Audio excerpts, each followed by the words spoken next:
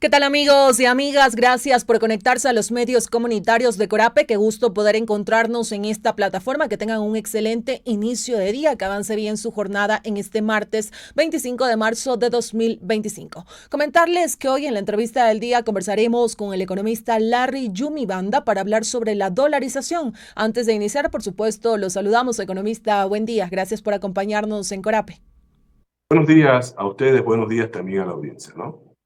Gracias por estar aquí, economista. Y la dolarización se implementó hace 25 años en nuestro país. En las últimas semanas ha sido centro de debate. Hay políticos que señalan se debe proteger y cuestionan posibles intentos de crear una moneda alternativa, o también cuando se habla de la dolarización a la ecuatoriana. ¿Cuál es su análisis de este tema, economista?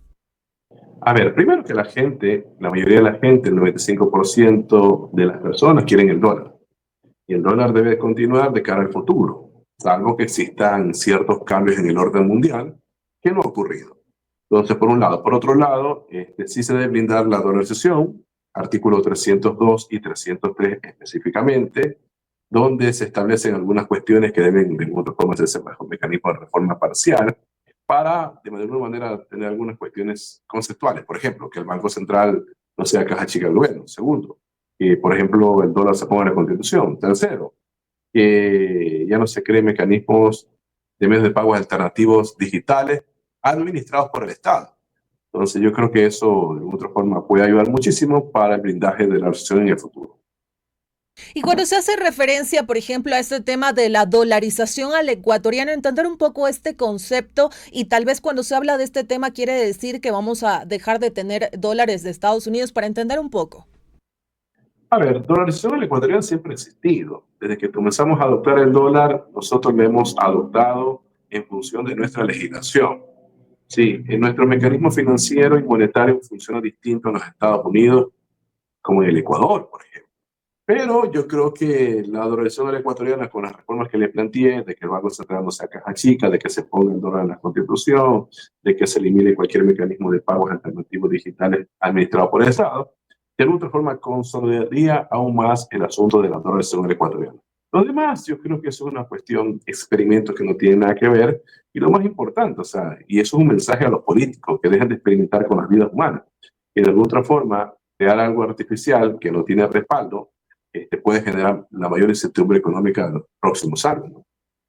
Economista Yumi Banda, y también cuando se habla de esta moneda alternativa digital, un poco también entender en qué consistiría eso, porque es un concepto que también se está manejando en este debate. Bueno, al hablar de moneda digital alternativa, eh, bueno, respaldado con quién, ¿no? Eso es importantísimo. Mire que en los Estados Unidos, Donald Trump, de alguna otra forma, eliminó cualquier iniciativa por parte de la Reserva Federal de crear el dólar digital. Y eso, en caso de concretarse, tendría validez a nivel global. O sea, como mecanismo de reciclar los dólares físicos y entregar una moneda digital, pero lo hace la Reserva Federal. Nosotros acá no tenemos ya esa capacidad de emitir dinero, sí, salvo lo que se determinó por la ley en su momento, que son las monedas fraccionarias, pero hasta una emisión netamente marginal y por única vez. Lo que se hizo hace poco fue una renovación de la emisión que se hizo justamente por el año 2000. Ahora, crear algo artificial, primero que eso no tendría validez para, para que las familias me comprendan. Una compra a través de las plataformas en el extranjero, por ejemplo.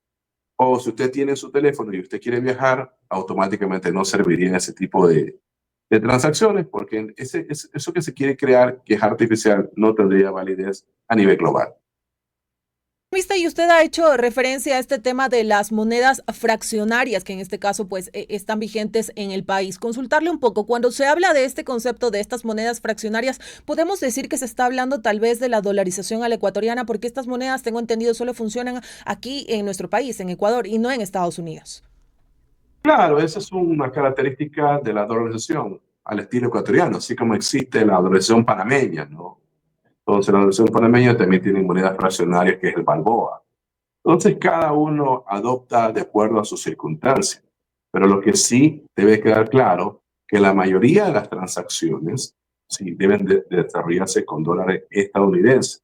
La moneda fraccionaria nació con el objetivo justamente que cuando se empezó a dolarizar era por el asunto del vuelto, porque se estaba generando los redondeos, porque era difícil la importación de monedas fraccionarias por parte de los Estados Unidos. Entonces, para suplir esa demanda al inicio del proceso dolarizador, se implementó por ley y por única vez y de manera marginal el tema de las monedas fraccionarias por parte del Banco Central. Pero de ahí, insisto, eso no tiene mayor incidencia.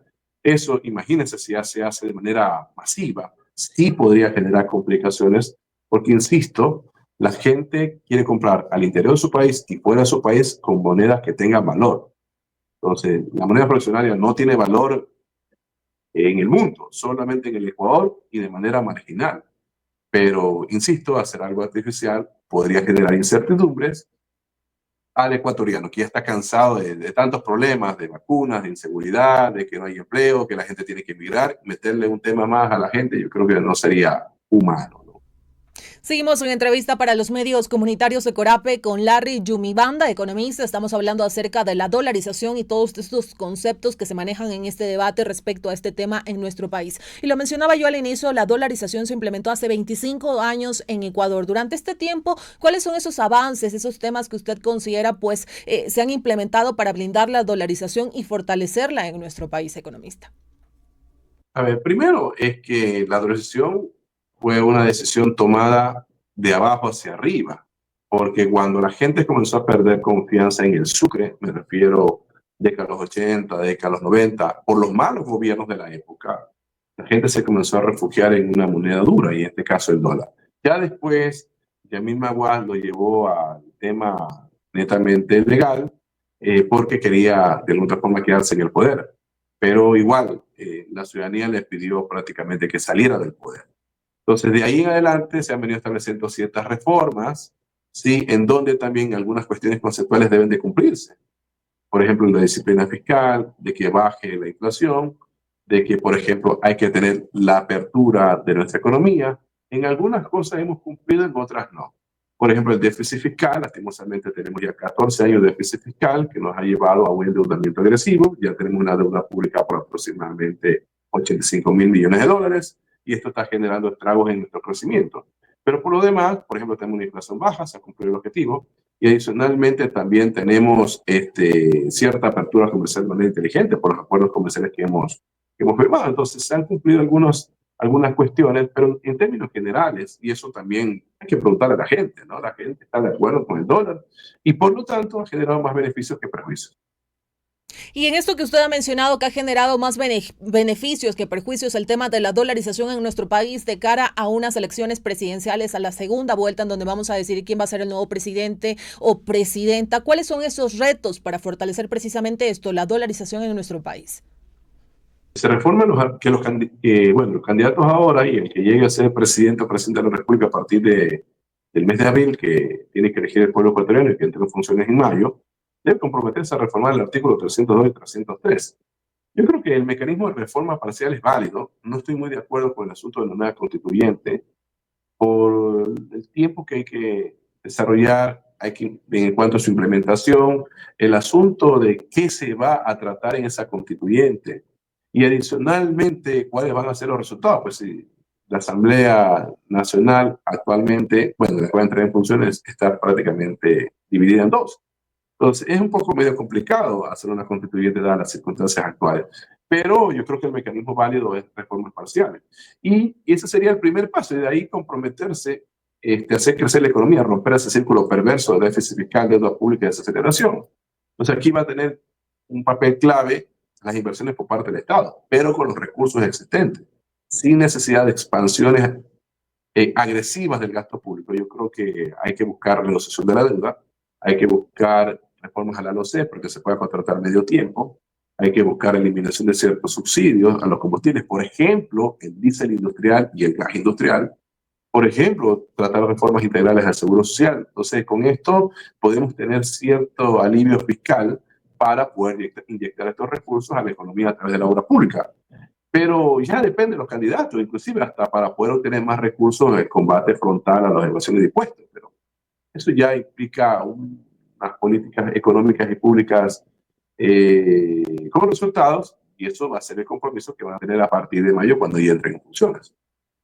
Economista, y usted ha hecho referencia a algunos temas también que influyen directamente pues, en el fortalecimiento de la dolarización. Ha hablado también de hacer crecer la economía, de inversiones por parte del Estado, la reducción del IVA, si no le escuché mal, y también ha hablado de romper este círculo del déficit fiscal, la deuda pública. ¿Cuáles son ahí esos temas urgentes que una vez que se posicione el nuevo presidente o presidenta, pues tiene que decir voy a hacer esto para mejorar todos estos aspectos que usted ha mencionado? Tema del manejo presupuestario, pues va a tener, de acuerdo a la Constitución y la ley, la presentación del programa presupuestario 2025, la actualización, porque la actual es una prórroga 2024. Y ahí hacer el ejercicio de hacer más eficiente el Estado. Tampoco se abordó el tema de las empresas públicas, su rol, ¿no? Entonces, hay muchas cosas que trabajar en el cortísimo plazo. Esto ya no depende ni siquiera del frente económico, depende del gobierno, pero sin descuidar la mirada del mediano y también del largo plazo, o un plan de desarrollo de acuerdo a las circunstancias, en donde nosotros creemos que debe haber un equilibrio entre la iniciativa privada con la recuperación del rol del Estado. Entonces, el sector privado va a jugar un papel importante de cara a los próximos años y hay que buscar los mecanismos, sea a través de reducción de impuestos, reducción de tasa de interés, para que el sector privado siga invirtiendo en el Ecuador, que es la que genera 9 de cada 10 empleos. Pero el Estado también tiene que cumplir su rol. Primero, recuperar su eficiencia. Segundo, recuperar su eficacia. Y tercero, recuperar su efectividad. Entonces, con eso se consigue con un control pormenorizado de todo el aparataje público. Y aquí también juega un papel importante también los gobiernos autónomos descentralizados, en que también deben hacer este ejercicio, porque también hemos visto que, dada la emergencia de las inundaciones, los gobiernos autónomos descentralizados dicen que no tienen recursos. Pero cuando comenzamos a escudriñar los presupuestos, vemos que el 60-70% se va para gasto corriente y especialmente para sueldo y salario y queda muy poco para ahora. Entonces, aquí hay que trabajar todos en conjunto con unas metas claras de corto, medio y largo plazo para conseguir resultados tangibles, que es el bienestar de la gente. Y hablando de resultados, economista, ¿cuál sería este crecimiento económico de este año para nuestro país? Bueno, las proyecciones económicas apuntan a un crecimiento económico del 0,8%, que es uno de los más bajos de la región. Y eso sin haber contado con los perjuicios que está generando las inundaciones. Pero el desafío es ese, tratar de revertir ese bajo crecimiento, pero también con cuestiones realistas. Nosotros creemos que este año, haciendo todo lo que se tiene que hacer, bajando tasas de interés, bajando impuestos, controlando el gasto, se puede llegar a un crecimiento económico del 2-3%. Pero eso hay que sostenerlo en el tiempo, porque hoy puedo crecer, mañana no. Entonces las políticas públicas tienen que tener cierto horizonte de sostenibilidad. Y para eso debe haber una correcta planificación. Y para que exista una correcta planificación debe haber un equipo altamente preparado de acuerdo a las circunstancias. Economista, estamos llegando ya a los minutos finales de esta entrevista. A las personas que se conectan, pues estamos en un diálogo con Larry Yumibanda. Estamos hablando acerca de la dolarización y, por supuesto, también estos factores que influyen en el fortalecimiento de la dolarización y el fortalecimiento de nuestra economía. Aquí también una pregunta, una duda que surge en redes sociales y también nos surge a algunas personas. ¿Algún día en un futuro se puede hablar de que Ecuador debe salir completamente de la dolarización y ahí sí plantear su propia moneda? Bueno, eso hay que preguntarle a la gente. Pues siempre ha sido que la política económica tiene que tener un efecto de retroalimentación. Si el dólar funciona y es aceptado por la gente, porque el dinero tiene que cumplir tres condiciones fundamentales. Uno, como unidad de intercambio, o sea, que permita la compra y venta de bienes y servicios. La segunda, la unidad de cuenta, o sea, que todos los precios sean en dólares. Y tercero, lo más importante, como reserva de valor. Eso es lo más importante, que el dólar sirva para el largo plazo y la gente lo ha utilizado inclusive para la compra de vivienda. Entonces, si eso ha funcionado, no hay necesidad de, por ejemplo, hacer algún cambio. Si cambia el orden mundial y el dólar prácticamente desaparece por decisión del gobierno de los Estados Unidos, bueno, nosotros tendremos que adoptar alguna cuestión, pero eso creo que no va a ocurrir. Pero de ahí, mis colegas, yo creo que aquí también juegan un papel importante los economistas, inclusive algunos que no tienen nada que hacer, quieren hacer experimentos con la gente, con la tranquilidad de la gente, que se dedican a la academia, que se pueden investigar otras cosas, dejen las cosas tal cual. No sé cuál es la desesperación de obtener moneda propia. Sí, si la gente la acepta. Lo mismo pasa con el asunto del contrato por hora. La gente ya tuvo un pronunciamiento, ¿por qué siguen insistiendo? Entonces yo creo que deben establecer reformas al COIP justamente para condenar esto.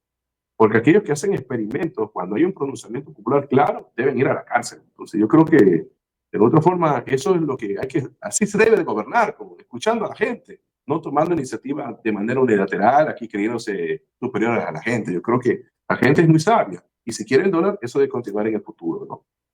Perfecto, señor Yumi Banda, gracias por acompañarnos a través de los medios comunitarios de Corape. Que tenga un excelente resto del día. Gracias por estar aquí.